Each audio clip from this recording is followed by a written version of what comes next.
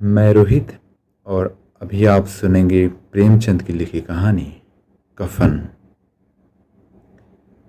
झोपड़े के द्वार पर बाप और बेटा दोनों एक बुझे हुए अलाव के सामने चुपचाप बैठे हुए हैं और अंदर बेटे की जवान बीबी बुधिया प्रसव वेदना से पछाड़ खा रही थी। रह रहकर उसके मुंह से ऐसी दिल हिला देने वाली आवाज़ निकलती थी कि दोनों कलेजा थाम लेते थे। जाड़ों की रात थी।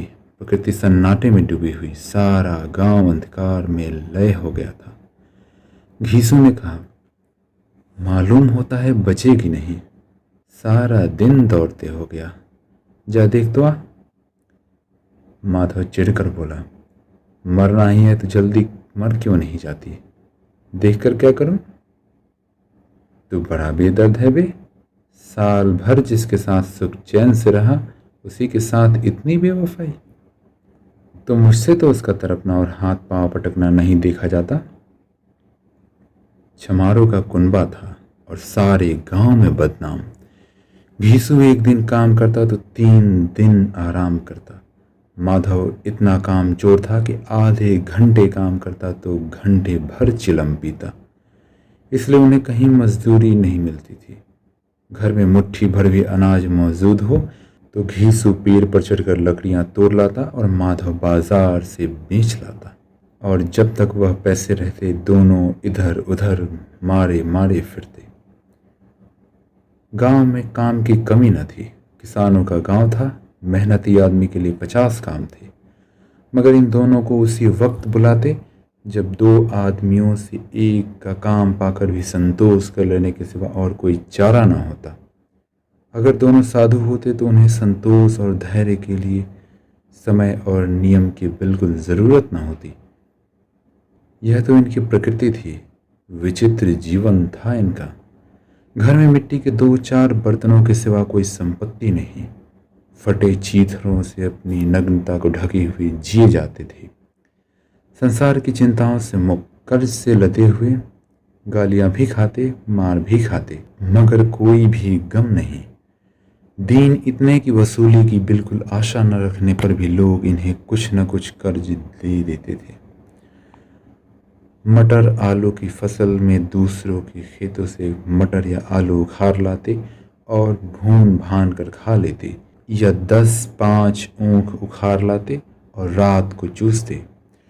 घीसू ने इसी आकाश वृत्ति से 8 साल की उम्र काट दी और माधव भी सपूत के बेटे की तरह बाप के ही पदचिन्हों पर चल रहा था, बल्कि उसका नाम और भी उजागर कर रहा था।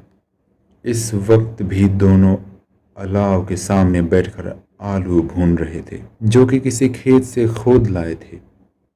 घीसू की स्त्री का तो बहुत दिन हुए देहांत हो गया था। माधव का विवाह पिछले साल हुआ था। जब से यह औरत आई थी उसने इस खानदान में व्यवस्था की नींव डाली थी और इन दोनों बेगैरतों का दोजख भरती रहती थी। जब से वह आई यह दोनों और भी आराम तलब हो गए थे, बल्कि कुछ अकड़ने भी लगे थे। कोई कार्य करने को बुलाता तो निर्ब्याज भाव से दुगनी मजूरी मांगते। वह औरत इस प्रसव वेदना से मर रही थी और यह दोनों शायद इसी इंतजार में थे कि वह मर जाए तो आराम से सोएं। घीसू ने आलू निकालकर छीलते हुए कहा, जाकर देख तो क्या दशा है उसकी। चुड़ैल का फिसाद होगा और क्या। यहाँ तो ओझा भी 1 रुपया मांगता है। माधव को भय था कि वह कोठरी में गया तो घीसू आलूओं का बड़ा भाग साफ कर देगा। बोला, मुझे वहां जाते डर लगता है। तो तुम ही जाकर देखो ना। मेरी औरत जब मरी थी तो मैंने 3 दिन तक उसके पास से हिला नहीं, और फिर मुझसे लजाएगी कि नहीं। जिसका कभी मुंह नहीं देखा आज उसका उघड़ा हुआ बदन देखूं, उसे तन की सुध भी तो ना होगी। मुझे देख लेगी तो खुलकर हाथ पांव भी ना पटक सकेगी। मैं सोचता हूँ कि कोई बाल बच्चा हुआ तो क्या होगा। सौंठ गुड़ तेल कुछ भी तो नहीं है घर में। सब कुछ आ जाएगा, भगवान दे तो। जो लोग अभी 1 पैसा नहीं दे रहे वे ही कल बुलाकर रुपए देंगे। मेरे 9 लड़के हुए, घर में कभी कुछ ना था, मगर भगवान ने किसी न किसी तरह बेड़ा पार ही लगाया। जिस समाज में रात दिन मेहनत करने वालों की हालत उनकी हालत से कुछ बहुत अच्छी न थी, और किसान के मुकाबले में वे लोग जो किसान की दुर्बलताओं से लाभ उठाना जानते थे कहीं ज़्यादा संपन्न थे, वहाँ इस तरह की मनोवृत्ति का पैदा हो जाना कोई अचरज की बात न थी। हम तो कहेंगे घीसू किसानों से कहीं ज़्यादा विचारवान था, और किसानों के विचार शून्य समूह में शामिल होने के बदले बैठकबाजों की कुत्सित मंडली में जा मिला था। हाँ, उनमें यह शक्ति न थी कि बैठकबाजों के नियम और नीति का पालन करता, इसलिए जहाँ उसकी मंडली के और लोग गांव के सरगना और मुखिया बने हुए थे, उस पर सारा गांव उंगली उठाता था। फिर भी उसे यह तस्कीन तो थी ही कि अगर वह फटेहाल है तो कम से कम उसे किसानों की सी जी तोड़ मेहनत तो नहीं करनी पड़ती, और उसकी सरलता और निरीहता से दूसरे लोग बेजा फ़ायदा तो नहीं उठाते। दोनों आलू निकाल निकाल कर जलते जलते खाने लगे। कल से कुछ नहीं खाया था, इतना सब्र न था कि उन्हें ठंडा हो जाने दे। कई बार दोनों की ज़बानें जल गईं। छिल जाने पर आलू का बाहरी हिस्सा बहुत ज़्यादा गर्म न मालूम होता, लेकिन दांतों तले पड़ते ही अंदर का हिस्सा ज़बान, हलक और तालू को जला देता। और उस अंगारे को मुंह में रखने से ज़्यादा खैरियत इसी में थी कि वह अंदर पहुंच जाए। वहाँ उसे ठंडा करने के लिए काफ़ी सामान थे, इसलिए दोनों जल्द जल्द निकल जाते। हालांकि इस कोशिश में उनकी आंखों से आंसू निकल आते। घीसों को उस वक्त ठाकुर की बारात याद आई, जिसमें 20 साल पहले वह गया था। उस दावत में उसे जो तृप्ति मिली थी वह उसके जीवन में एक याद रखने के लायक बात थी, और आज भी उसकी याद ताज़ी थी। बोला, वह भोज नहीं भूलता। तब से फिर उस तरह का खाना और भरपेट कभी नहीं मिला। लड़की वालों ने सबको भरपेट पूरियां खिलाई थी, सबको, छोटे बड़े सब ने पूरियां खाई, और असली घी की चटनी, रायता, 3 तरह के सूखे साग, एक रसेदार तरकारी, दही, मिठाई। अब क्या बताऊं कि उस भोज में क्या स्वाद मिला। कोई रोक टोक नहीं थी, जो चीज़ चाहो मांगो, जितना चाहो खाओ। लोगों ने ऐसा खाया कि किसी से पानी न पिया गया, मगर परोसने वाले हैं कि पत्तल में गरम गरम गोल गोल सुवासित कचौड़ियाँ डाल देते हैं। मना करते हैं कि नहीं चाहिए, पत्तल पर हाथ से रोके हुए हैं, मगर वह है कि दिए जाते हैं। और जब सब ने मुंह धो लिया तो पान इलायची भी मिली, मगर मुझे पान लेने की कहाँ सुध थी। खड़ा हुआ ना जाता था, छटपट जाकर अपने कंबल पर लेट गया। ऐसा दिल दरियाव था वह ठाकुर। माधव ने इन पदार्थों का मन ही मन मजा लेते हुए कहा, अब हमें कोई ऐसा भोज नहीं खिलाता। अब कोई क्या खिलाएगा, वह जमाना दूसरा था। अब तो सबको किफ़ायत सूझती है। शादी ब्याह में मत खर्च करो, क्रियाकर्म में मत खर्च करो। पूछो, गरीब का माल बटोर बटोर कर कहाँ रखोगे? बटोरने में तो कमी नहीं है, हाँ खर्च में किफ़ायत सूझती है। तुमने 20 एक पूरियाँ खाई होंगी, 20 से ज़्यादा खाई थी। मैं 50 खा जाता, 50 से कम मैंने न खाई होंगी।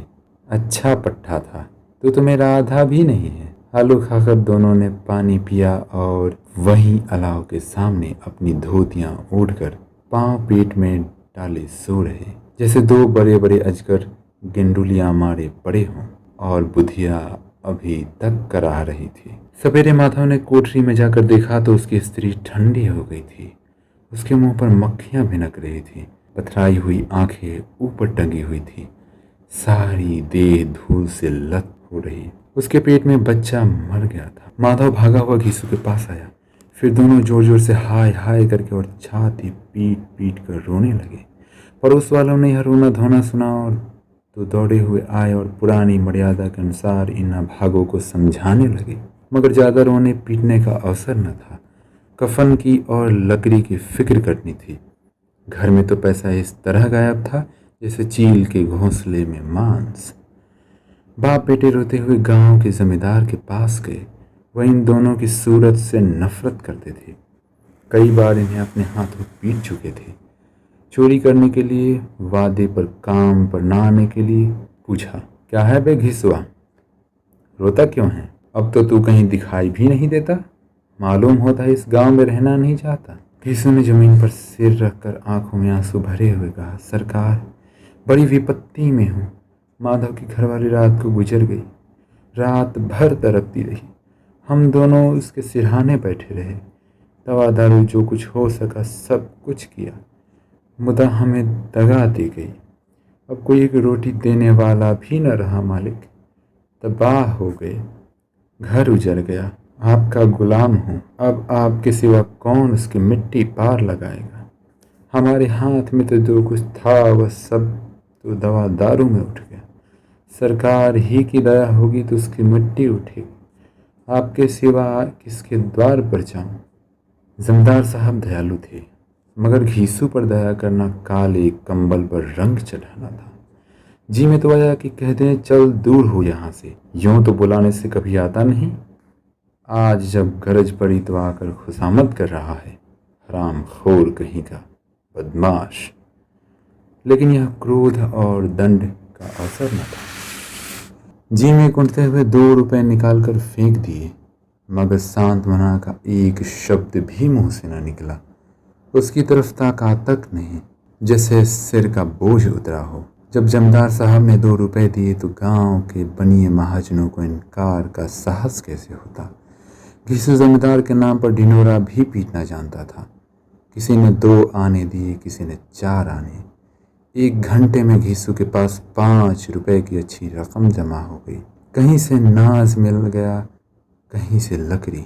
और दोपहर को घिसू और माधव बाजार से कफन लाने चले। इधर लोग बांस काटने लगे। गांव की नर्म दिल स्त्रियां आकर लाश देखती थी और उसकी बेकसी पर 2 बूंद आंसू गिराकर चली जाती थी। बाजार में पहुंचकर घिसू बोला, लकड़ी तो उसे जलाने भर को मिल ही गई है, क्यों माधव? माधव बोला, हाँ लकड़ी तो बहुत है, अब कफन चाहिए तो चलो कोई हल्का सा कफन ले ले। हाँ और क्या, लाश उठाते उठाते तो रात हो जाएगी। रात को कफन कौन देखता है? कैसा बुरा रिवाज है कि जिसे जीते जी तन ढाकने को चीथरा भी न मिले, मरने पर नया कफन चाहिए। कफन लाश के साथ जल ही तो जाता है, और क्या रखा रहता है। या 5 रुपए पहले मिलते तो कुछ दवा दारू कर लेते। दोनों एक दूसरे के मन की बात तार रहे थे। बाजार में इधर उधर घूमते रहे। कभी इस बजाज की दुकान पर गए, कभी उसकी दुकान पर। तरह तरह के कपड़े, रेशमी और सूती देखे, मगर कुछ जचा नहीं। यहाँ तक कि शाम हो गई। तब दोनों न जाने किस दैवी प्रेरणा से एक मधुशाला के सामने आ पहुँचे और जैसे किसी पूर्व निश्चित व्यवस्था से अंदर चले गए, जहाँ जरा देर तक दोनों असमंजस में खड़े रहे। फिर घीसू ने गद्दी के सामने जाकर कहा, साहू जी एक बोतल हमें भी देना। इसके बाद कुछ चिखौना आया, तली हुई मछली आई और दोनों बरामदे में बैठकर शांतिपूर्वक पीने लगे। कई कुजियां ताबड़तोड़ पीने के बाद दोनों सरूर में आ गए। घीसू बोला, कफन लगाने से क्या मिलता है, आखिर चल ही तो जाता, कुछ बहू के साथ तो न जाता। माधव आसमान की तरफ देखकर बोला, मानो देवताओं को अपनी निष्पापता का साक्षी बना रहा हो। दुनिया का दस्तूर है, नहीं लोग बामनों को 1000 रुपए क्यों दे देते हैं? कौन देखता है परलोक में मिलता है या नहीं? बड़े आदमियों के पास धन है, फूकें, हमारे पास फूकने को क्या है? हाँ, लेकिन लोग को जवाब क्या दोगे? लोग पूछेंगे नहीं कफन कहाँ है? घीसू हंसा, हवे कह देंगे कि रुपए कमर से खिसक गए, बहुत ढूंढा मिले नहीं। लोगों को विश्वास न आएगा, लेकिन फिर वही रुपए देंगे। माधव भी हंसा, इस अनापेक्षित सौभाग्य पर बोला, बड़ी अच्छी थी बेचारी, मरी तो खूब खिला पिलाकर, आधी बोतल से ज्यादा उड़ गई। घीसू ने 2 सेर पूरियां मंगाई। चटनी, अचार, कलेजिया शराब खाने के सामने ही दुकान थी। माधव लपककर 2 पतलों में सारे सामान ले आया। पूरा 1.5 रुपया खर्च हो गया। सिर्फ थोड़े से पैसे बच रहे। दोनों इस वक्त इस शान से बैठे पूरियां खा रहे थे जैसे जंगल में कोई शेर अपना शिकार उड़ा रहा हो। न जवाबदेही का खौफ था, न बदनामी की फिक्र। इन सब भावनाओं को उन्होंने बहुत पहले ही जीत लिया था। घीसू दार्शनिक भाव से बोला, हमारी आत्मा प्रसन्न हो रही है तो क्या उसे पुण्य न होगा? माधव ने श्रद्धा से सिर झुकाकर तस्दीक की, जरूर से जरूर होगा। भगवान तुम अंतर्यामी हो, उसे बैकुंठ ले जाना। हम दोनों हृदय से आशीर्वाद दे रहे हैं। आज जो भोजन मिला वह कभी उम्र भर न मिला था। एक क्षण के बाद माधव के मन में एक शंका जागी। बोला, क्यों दादा, हम लोग भी तो एक न एक दिन वहां जाएंगे ही। घीसू ने इस भोले भाले सवाल का कुछ उत्तर न दिया। वह परलोक की बातें सोचकर इस आनंद में बाधा न डालना चाहता था। जो वहां हम लोगों से पूछे कि हमने कफन क्यों नहीं दिया तो क्या कहोगे? कहेंगे तुम्हारा सिर। पूछेगी तो जरूर, तू कैसे जानता है कि उसे कफन न मिलेगा? तू मुझे ऐसा गधा समझता है? 60 साल क्या दुनिया में घास खोदता रहा हूं। उसको कफन मिलेगी और बहुत अच्छी मिलेगी। माधव को विश्वास न आया। बोला, कौन देगा? रुपए तो तुमने चट कर दिए। वह तो मुझसे पूछेगी, उसकी मांग में तो सिंदूर मैंने डाला था। घीसू गर्म होकर बोला, मैं कहता हूं उसे कफन मिलेगा, तू मानता क्यों नहीं? कौन देगा, बताते क्यों नहीं? वही लोग देंगे जिन्होंने कि अब की दिया। हाँ, अब की रुपए हमारे हाथ ना आएंगे। ज्यों ज्यों अंधेरा बढ़ता था और सितारों की चमक तेज होती थी, मधुशाला की रौनक भी बढ़ती जाती थी। कोई गाता था, कोई डींग मारता था, कोई अपने संगी के गले लिपटा जाता था, कोई अपने दोस्तों के मुंह से कुल्हड़ लगाए देता था। वहां के वातावरण में सरूर था, हवा में नशा। कितने तो यहाँ एक चुल्लू में मस्त हो जाते थे। शराब से ज्यादा यहाँ की हवा उन पर नशा करती थी। जीवन की बाधाएं यहाँ खींच लाती थी और कुछ देर के लिए यह भूल जाते थे कि वे जीते हैं या मरते हैं, या ना जीते हैं ना मरते हैं। और यह दोनों बाप बेटे अब भी मजे ले लेकर चुस्कियां ले रहे थे। सबकी निगाहें इनकी ओर जमी हुई थी। दोनों कितने भाग्य के बली हैं।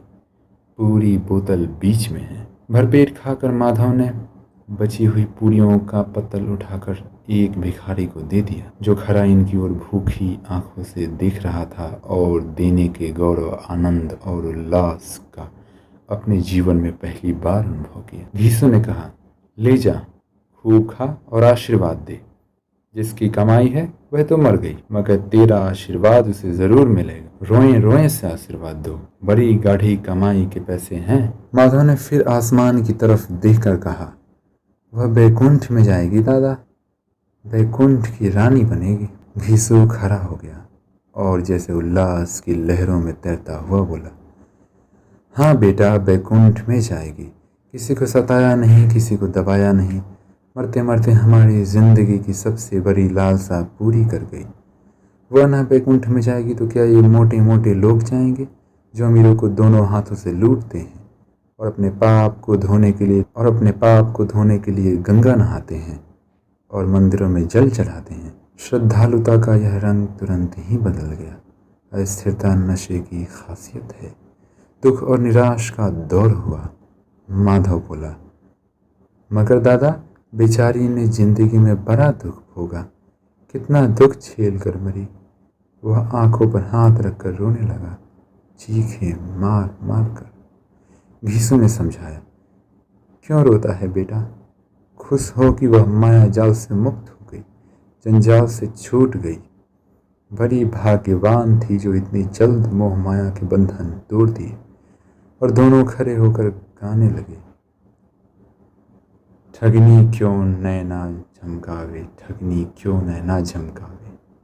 पियक्करों की आंखें इनकी ओर लगी हुई थी और यह दोनों अपने दिल में मस्त गाए जाते थे। फिर दोनों नाचने लगे, उछले भी, कूदे भी, गिरे भी, मटके भी, भाव भी बताएं, अभिनय भी किए और आखिर नशे में मदमस्त होकर वहीं गिर पड़े। अभी आप सुन रहे थे प्रेमचंद की लिखी कहानी कफन।